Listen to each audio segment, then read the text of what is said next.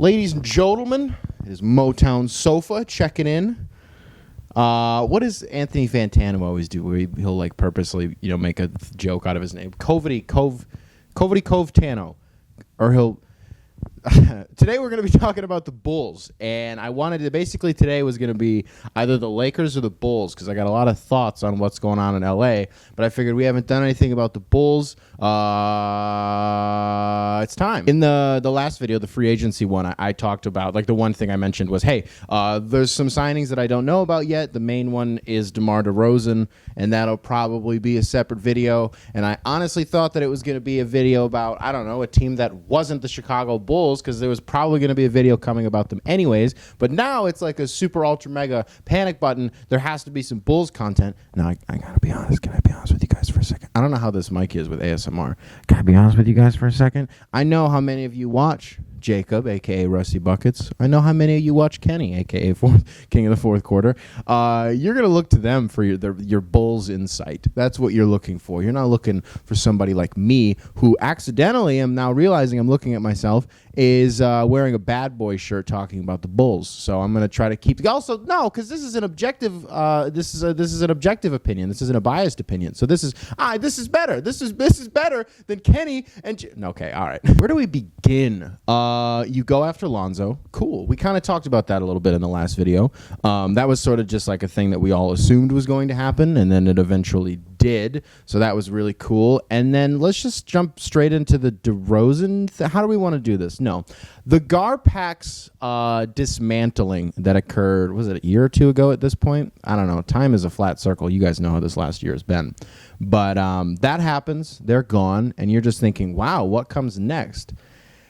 And let me tell you something, man. I truly cannot imagine what it feels like to be a Bulls fan right now. Because imagine for like the better part of the last decade, I don't know, it's been like 6 or maybe 7, maybe 5 or 6 years. You've had nothing but just and torment and misery and like almosts and what ifs and all that nonsense. And then in a span of 48 hours, it's the happiest you've been in like a decade as a Bulls fan. That must be a tremendous feeling. And I cannot, like, I know a lot of people are already getting on the Bulls about overspending for DeRozan because with the Lonzo sign and trade, really all you paid was just a necessary evil, if that's what you want. It wasn't even a necessary evil. It was just a package that you had to throw together to get Lonzo. It's really no skin off their nose, and you just kind of move on with your day. Now we have Lonzo Ball, and we didn't really lose anything that important in the process, given what you already have established. Satoransky is like, it's okay, who cares?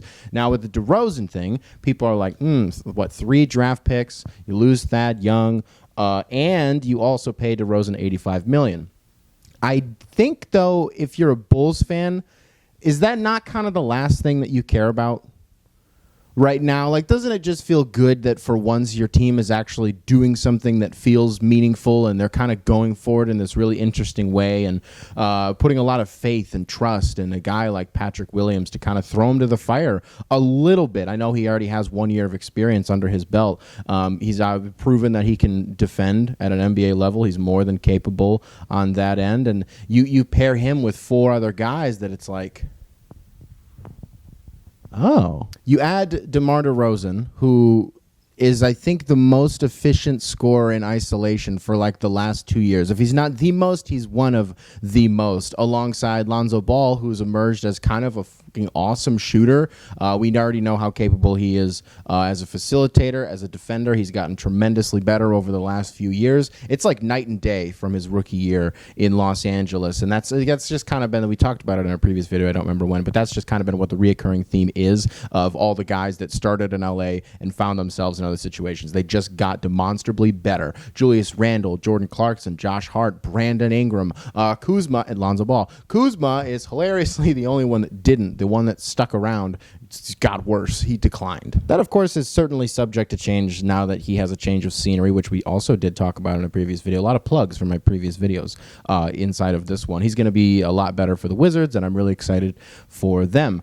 But there is such an incredible emphasis happening in the NBA free agency right now with just like how explosive can we be offensively, and can we just not try a ton on defense? And I don't think that that's going to be the case so much with the Bulls as much as it is for the Lakers. But again, we'll talk about that down the line.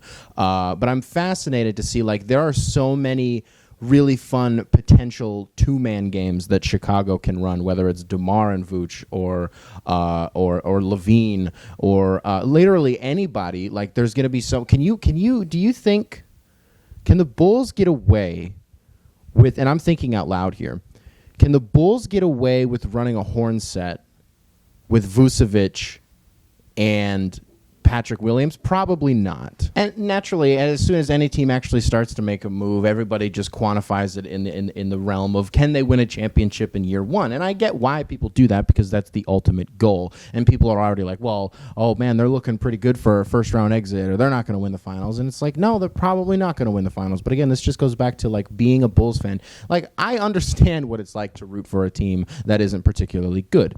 And when there's this sudden glimmer of hope, you feel this tremendous sense of optimism. I think Bulls optimism, and I think as Pistons fans, we experienced that last year in the draft. Then on an even bigger, on a more nuclear scale, we experienced it just a few nights ago with Cade Cunningham. Bulls fans, I think, also got a glimmer of that last year, and then again, in the last 48 hours, that just skyrocketed. Thermonuclear, not just nuclear, thermonuclear. Just think of the spacing. You know what I mean? And think about, like, I know their second unit. It's going to be interesting to see how that works out. Are they just going to be anchored by Caruso? Who am I forgetting? I'm forgetting somebody right now. Surely I'm forgetting something. Who am I forgetting right now? Give me a second. I need to look at the roster. I think the jury's still out on Laurie, is it not?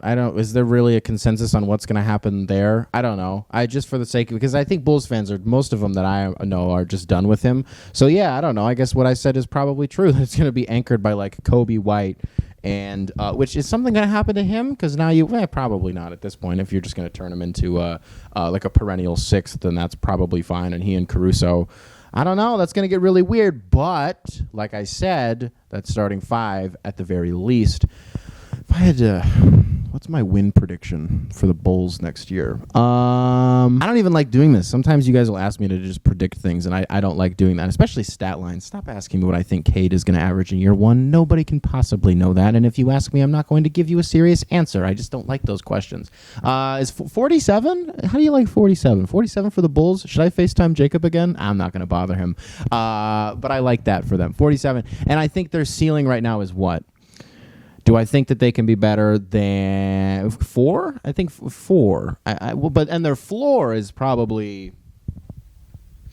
What's the floor of the Chicago Bulls this year? No, there is not a single coherent thought that is going into this video right now. I would say their floor is 6, right? If they are perfectly healthy, their floor is 6, because you don't know what's going to happen with Atlanta. You don't know what's going to happen with the Knicks. Like it could be very well end up being like it was last year, and just be this super tight race all the way through. And the seeds like 4 through 8 are separated by like 2 games. So it's like when I say that, you get where I'm going with this. So I would say they're probably going to fall somewhere between 4 and 6. In a best case scenario, I think they could get up to 3, and that's shaping up pretty nicely. And I don't know. I think I am very happy that my Bulls friends. And listen, I know that as a Pistons fan, people are like, well, you can't care about the Bulls. I don't care. I'm going to be honest with you. First of all, I'm not rooting for the Bulls. I really don't have a vested interest in them whatsoever. But I think it's really dumb. I didn't live through the 90s, guys. I don't have that malice in my heart that you may think that I'm supposed to. Like my dad, I would get why he did, because he grew up with that. That's like his life. He remembers that very, very well. And he hates the Bulls to this day, I think. And it's like people that age, but people my age, like, who I hate as a Detroit sports fan? I hate the Penguins, okay? Because I was alive for those Stanley Cups. That's it. I don't care about anything else. So, like, do I want the Bulls to be awesome? Not really, but I want them to be good, and I want my friends to be happy. The overarching theme, I think, is with what I'm trying to get at is I don't really think it should matter if they overspent, if that's what you think.